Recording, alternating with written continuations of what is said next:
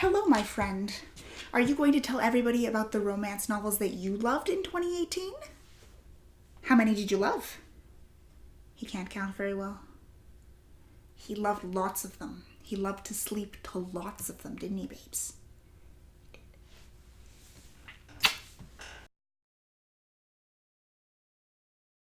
So, I set out this year wanting to read all of the RITA finalists for curiosity's sake.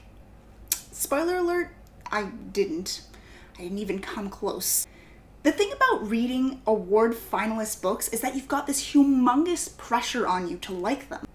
So I found myself flipping through pages of books, metaphorically, because I only read the ones that I could read in audio.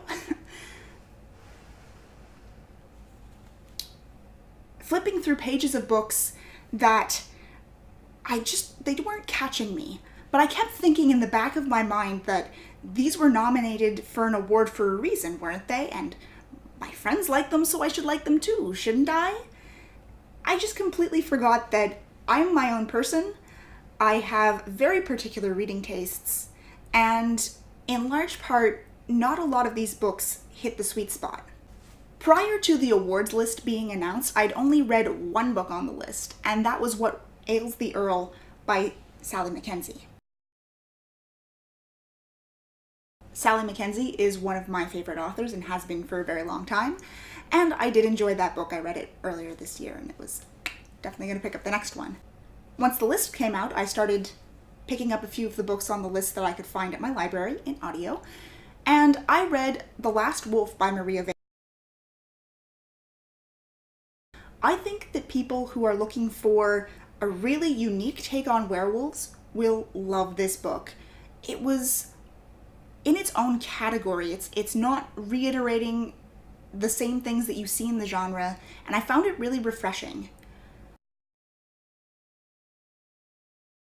Those who prefer the happy, fun tone that you find in romance books will absolutely love Bad Bachelor by Stephanie London.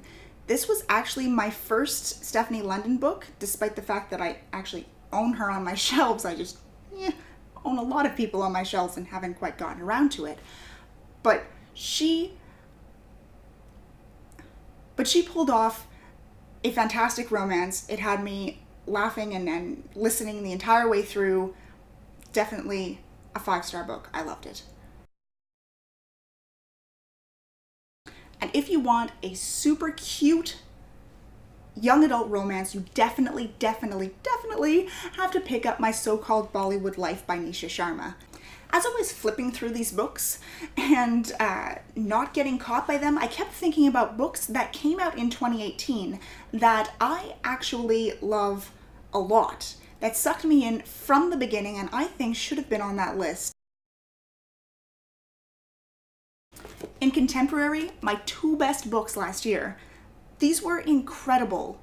I honestly can't choose one over the other. It's really hard.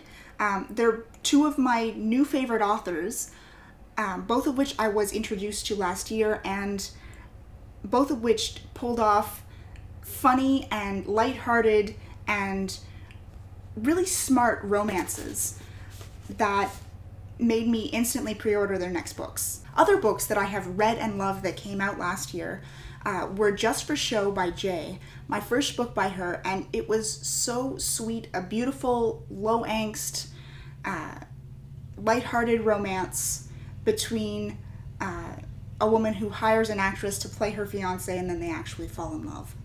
I love that sort of thing. I'm a new fan of Alicia Rai, but as soon as I get to book 3 of her Forbidden Heart series, I am sure that I would want to see that on the readers list as well. I'm currently on book 2, and she's become an auto-buy author for me. I just love her so much.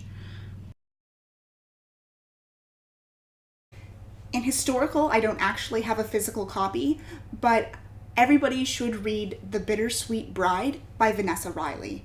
It is so beautiful. Her writing is so atmospheric, and I love Regency England.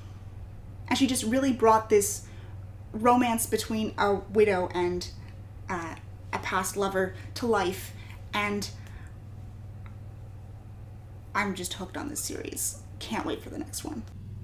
Sadly, I don't read a whole lot of novellas anymore, mostly because they aren't available in audio. Most of them are only available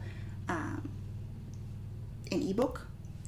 But one of my absolute favorite books, bar none, and definitely one of my favorite releases from last year was A Lady's Desire by Lily Maxton. Lily Maxton is one of my favorite authors to begin with, but A Lady's Desire was just such a sweet reconnection between best friends who got torn apart when one of them married, and the other one got a little bit offended at that, and they're coming back and realizing that they really love each other, and it was just such a beautiful, beautiful story. It's kind of one of my comfort reads whenever I need one. So, I mean, those aren't the only books that are options. There are so many that I could choose off of my e-reader and off of the books that I happen to have compiled here that I can no longer hold, that are just so worthy of being award nominated. So if you've read any of the RITA award nominated books, tell me which ones you think deserve to win. And if you haven't, tell me which romance novels you read that have been published in 2018 that you think should be up for that award. I'm sure there are a huge number of books that I am just completely overlooking because I am stuck in my own little corner. I'm interested to see what the final results will be, but until then, happy reading. He's a big cutie poop. Like a big one. I know.